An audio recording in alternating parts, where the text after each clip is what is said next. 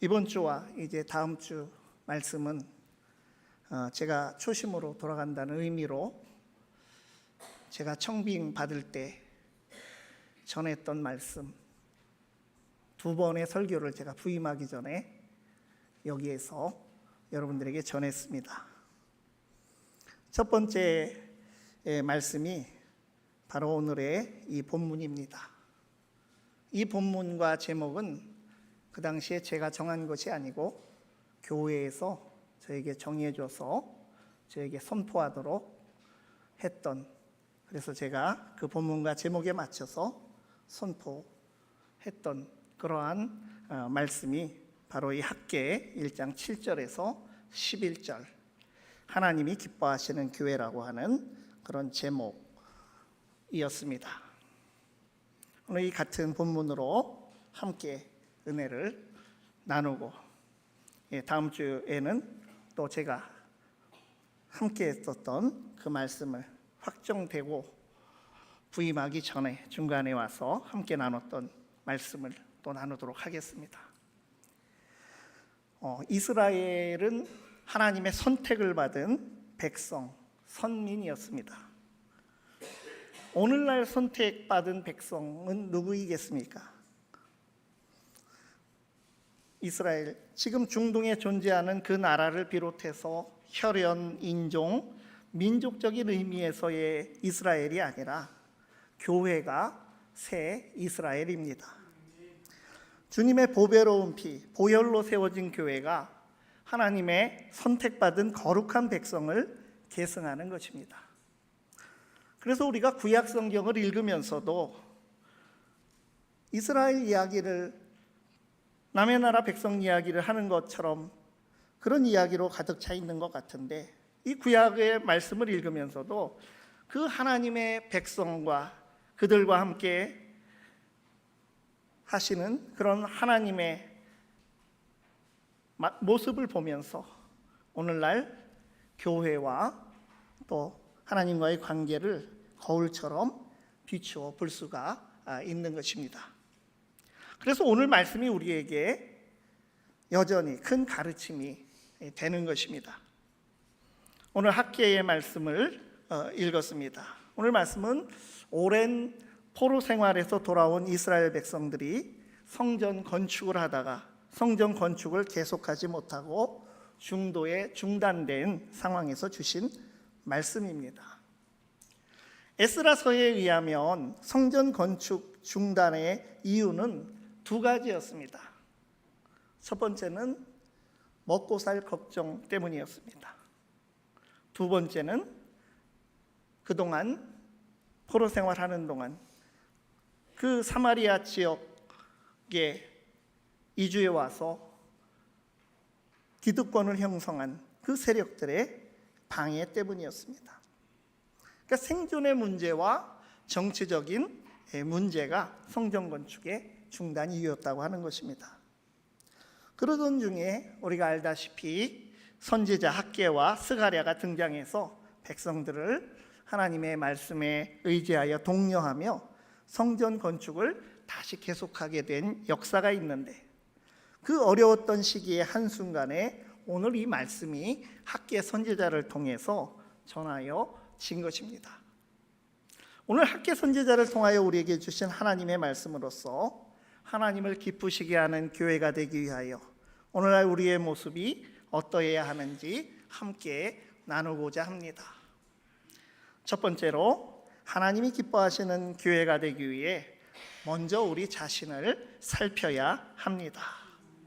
7절 말씀을 보면 만군의 여호와가 말하노니 너희는 자기의 행위를 살필지니라, 이렇게 하나님의 말씀의 시작이 되는데, 보통 만군의 여호와가 말한다, 여호와의 말씀이니라, 이렇게 서두를 선포하고는 바로 가장 중요한 본론의 말씀으로 들어가게 되는데, 오늘 말씀에는 본론을 말씀하기 전에 너희는 자기의 행위를 살필지니라, 이 말씀이 앞에 들어가 있다는 것입니다. 본래는 중심 메시지가 무엇입니까? 성전을 건축하라, 이 말씀을 하시려고 학개 선지자의 입을 빌려서 말씀하시는 것이 분명합니다. 그런데 단순히 성전을 건축하라, 즉 건물 하나 훌륭하게 만드는 것이 중요한 것이 아님을 우리에게 깨우쳐 주시는 것입니다. 이 8절에 이제 본론이 나오죠. 성전을 건축하라 하신 말씀. 그런데 그 앞과 뒤에 7절 그리고 뒤에 있는 9절 이하의 말씀에 어떤 말씀이 있는지 성경을 보시기를 바랍니다. 앞에 7절에서는 자기 행위를 살피라, 각자의 삶을 바라보라고 하셨다고 하는 이 말씀을 우리가 살폈습니다. 하나님의 말씀대로 사는지, 거룩한 백성의 모습이 보이는지 자기 행위와 길을 먼저 성찰하고 반성해 보라는 말씀이 성전 건축 명령보다 먼저 나와 있습니다.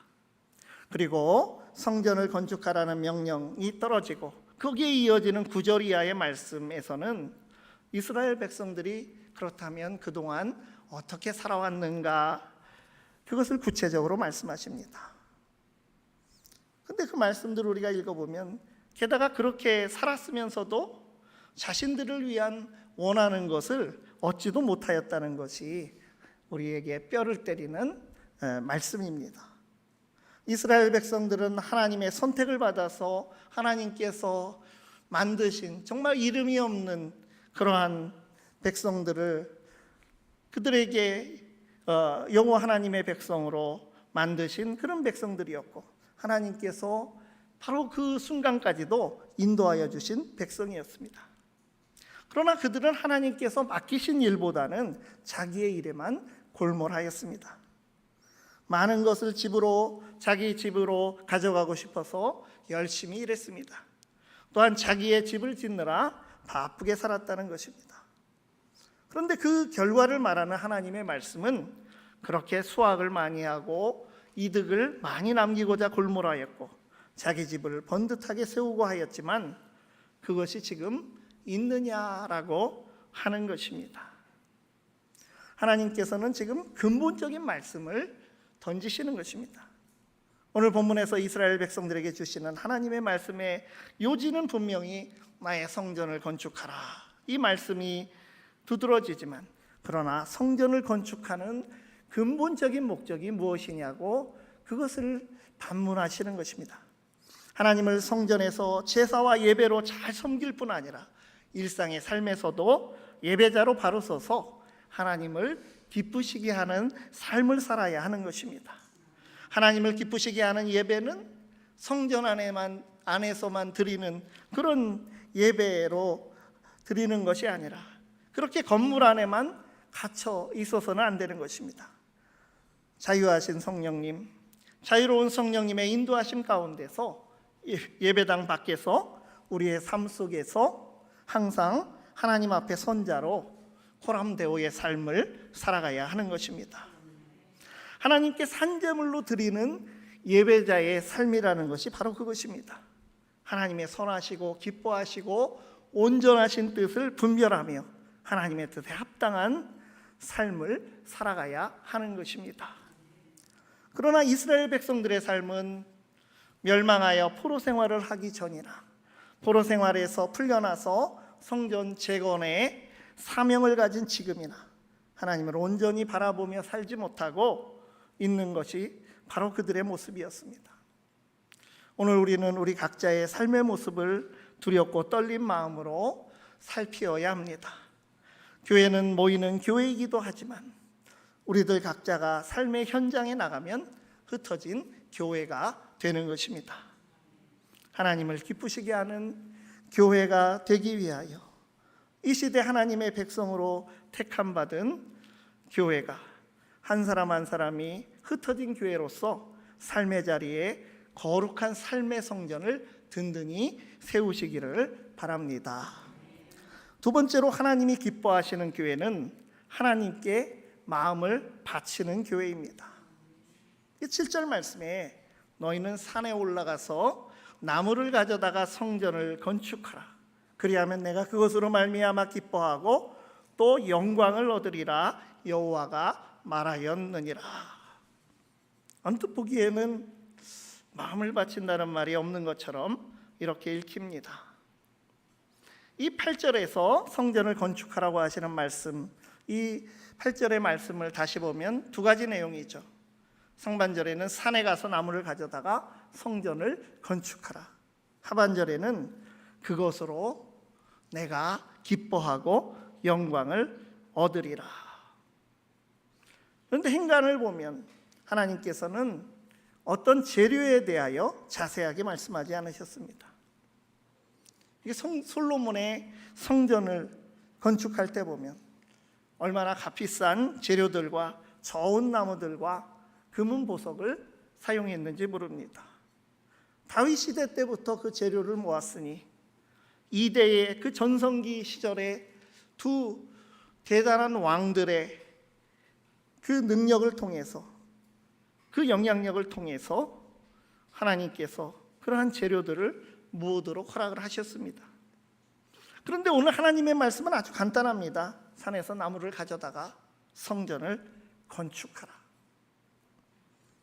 다른 지시를 안 하십니다. 마음을 다시 모아서 성전을 짓고 그 성전을 중심으로 하나님을 잘 섬기라고 하는 것입니다. 하나님께서는 화려한 것보다 우리의 마음을 받으십니다. 산에서 나무를 가져다가, 이것은 백향목도 아닙니다. 나의 성전을 건축하라고 하는 것입니다. 재료가 중요한 것이 아니고 모양과 규모가 중요한 것이 아니라 그에 우선하는 것이 있는데 우리의 마음을 원하시는 것입니다. 다윗과 솔로몬 때에도 마찬가지입니다. 하나님께서는 마음을 받으시기를 원하셨습니다. 다윗 왕이 사실은 다윗 왕 때 성전을 건축하려고 했습니다.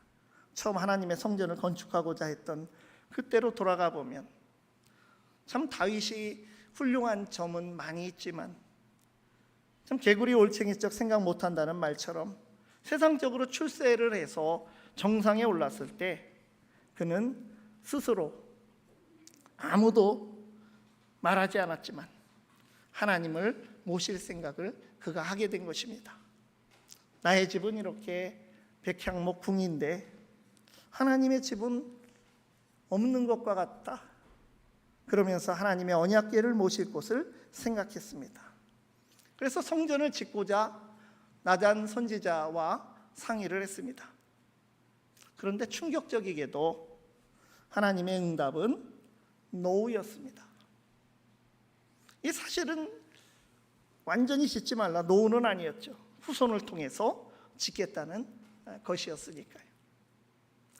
그러면서 하나님께서는 오히려 약속을 주셨습니다. 다윗아, 내가 내 집을 지을 것이 아니라 너의 집, 너의 가문이 나의 집이 될 것이다. 이거 얼마나 대단한 약속인지 모릅니다.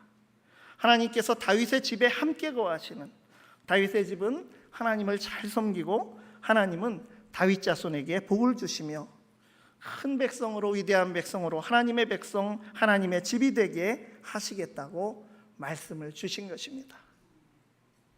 성전을 건축하겠다는 다윗에게 하나님께서 하나님 당신의 마음을 주신 것입니다. 그리고 여전히 오늘 시대에도 마음을 원하시는 것입니다. 그래서 앞에서 왜 먼저 본론이 들어가기 전에 자기 행위를 살피라고 하셨는지 첫 번째 말씀을 이 시점에서 우리가 다시 더 이해할 수가 있습니다. 마음을 하나님께 바치지 않으니 자기를 살피라고 하신 것입니다. 우리 장로교의 조상인 깔뱅은 스위스 제네바를 중심으로 종교개혁을 하였습니다. 독일 전통이 있고 또 스위스 불어권의 또 종교개혁 전통이 있습니다. 그런데 독일과는 달리 현재 프랑스나 스위스 이런 불어권의 종교개혁 운동은 한때 중단이 되었고 사실 많은 이들이 희생을 하기도 하고 사실은 독일에 비한다면 북유럽 쪽에 비한다면 프랑스 쪽의 종교개혁은 마치 실패한 것과도 같은 그런 참 지금도 아주 일부 지역에 해안의 몽펠리에라든가 이런 도시에 개혁 교회들이 있는 것을 봅니다. 다 종교개혁자들을 이제 다 추방을 했습니다. 제네바에서. 그러니까 칼뱅도 제네바에서 추방돼서 스트라스부르라고 하는 도시로 가 있었습니다. 그러던 중에 하나님의 인도하심은 칼뱅을 다시 종교개혁으로 부르셨습니다. 파렐이라고 하는 교회 지도자와 여러 동역자들을 통해서 이제 제네바로 돌아와서 다시 사명을 계속 감당하라, 이 하나님의 부르심을 받았으나 칼뱅은 오랫동안 주저하였습니다. 그렇게 거부하던 칼뱅은 고민 끝에 결국 주님께 제물로 바쳐지듯 내 마음을 드립니다, 이 말을 하면서 개혁의 자리로 돌아가게 됐습니다. 바로 이후에 이 심장, 하트를 쥔 이 손은 칼뱅의 문장이 되었습니다. 하나님께서는 우리의 마음을 원하십니다. 하나님께서는 우리의 마음을 담아서 주님께 드리는 같은 마음, 한 마음으로 교회를 이루고 하나님의 일을 계속하기를 원하십니다. 우리의 마음을 드립니다. 이 고백의 마음으로 하나님을 기쁘시게 하는 교회로 든든히 서기를 바랍니다. 세 번째로 하나님이 기뻐하시는 교회는 시대적 사명을 잘 감당하는 교회입니다. 오늘 말씀을 보면서 하나님의 구원 역사 속에는 그때그때 시대적 사명을 잘 감당한 신실한 종들이 있었다고 하는 것을 다시금 보게 됩니다. 하나님께서 구원의 역사를 이끌어 가시는 모습은 이스라엘 역사를 보면 압니다. 시대마다 시대적 사명이 있었고 또 사명자를 세우셔서 그들의 헌신을 통해서 교회를 세워나가고 하나님의 구원의 역사를 인도하여 가신 것입니다. 이스라엘 역사를 보면 출애굽해서 가나안 땅에 이르렀을 때는 가나안을 정복하고 하나님의 백성으로서의 참 그러한 정체성을 바로 세우는 그런 사명이 있었습니다. 다윗이 왕국을 이루었을 때는 인간의 왕국이 아니라 하나님 나라가 되어라, 그러한 사명을 주셨습니다. 솔로몬 왕에게는 하나님 나라의 근본이 되는 성전을 건축해서 예배 신앙을 확립하여라, 이 사명을 주셨습니다. 이제 포로에서 귀환한 백성들에게도 사명이 주어진 것입니다. 신앙의 중심이었으나 지금은 파괴되어 버린 성전을 다시 건축하라는 사명을 주신 것입니다. 성전을 잘 건축하여 하나님 앞에서 바른 공동체로 다시 서거라, 큰 사명을 주신 것입니다. 그러나 세월이 흐르는 동안에 기득권이 된 외부 세력의 방해가 있고 내부적으로는 생존의 문제로 중단하고 주저앉아 있던 백성들이었습니다. 이제 다시 학계 선지자를 통해서 하나님께서 다시 말씀하십니다. 시대적 사명이다. 성전을 건축하라. 사명을 다하여라. 오늘날 우리에게도 시대적 사명을 주시고 고유한 분깃의 사명을 분명히 주셨습니다. 주님의 몸된 교회를 거룩하게 세워갈 사명이 있습니다. 하나님의 은혜의 복음을 전해야 할 사명이 또한 우리에게 있습니다. 특히 오늘날 한국의 그리스도인들은 복음에 합당한 삶을 세워가는 그러한 시급한 사명이 있습니다. 빛과 소금으로 살아가고 진리의 등대가 되어야 할 교회가 사회와 세상에 부담이 되고 걱정이 되는 시대를 살고 있는 것이 아닙니까? 하나님께서 학계를 통해서 내 집은 황폐하다 말씀하셨습니다. 9절 하반절에 만군의 여호와가 말하노라, 이것이 무슨 까닭이냐? 내 집은 황폐하였으되 너희는 각각 자기의 집을 짓기 위하여 빨랐습니다. 어쩌면 오늘날 교회들이 화려한 건물을 세우고 내 집을 짓기에 빠른 그런 상황, 그곳에 많은 사람들이 몰려들고 거기서 참 부흥하는 것 같은 그런 분위기를 느끼고, 그러나 그래서 교회 건물이 황폐하다고 한국 교회가 욕을 먹지는 않습니다. 도리어 건물들은 다 좋습니다. 건물 지었다고 욕을 먹는 것도 결국은 그 건물 자체 때문에 비판을 받지 않습니다. 하나님의 집은 황폐하다. 우리에게도 무슨 까닭이냐 물어보시는 것입니다. 우리의 삶의 중심이 하나님과 하나님 나라, 하나님의 명령을 도외시한 채 자기의 안정과 평안과 자신의 자리가 모든 것의 중심이 되는 그런 삶을 살고 있지 않은가. 내가 거하는 곳은 든든히 섰는데 하나님의 명령과 뜻을 품어야 하는 우리 마음 중심은 황폐하지 않은지 돌아보게 됩니다. 에베소서 5장 16절 말씀에 때가 악하다, 성령의 충만함을 받으라 하셨습니다. 다시금 세상을 이끌어가는 교회로서 교회다운 모습을 회복해야 합니다. 하나님께서 이 시대 우리에게 주신 사명을 잘 분별하고 감당하여 하나님을 기쁘시게 하기를 바랍니다. 하나님 앞에서 우리 자신을 살피어서 거룩한 삶의 성전을 건축해야 합니다. 하나님께 무엇보다 우리의 순전한 마음을 드리어 기뻐하시는 교회로 서야 합니다. 하나님께서 이 시대 우리에게 주신 사명을 잘 감당하여 하나님을 기쁘시게 해야 합니다. 하나님을 기쁘시게 하는 성도, 하나님을 기쁘시게 하는 마음, 하나님을 기쁘시게 하는 사명자들이 가득 찬 하나님이 기뻐하시는 교회가 되기를 간절히 바랍니다. 기도하시겠습니다.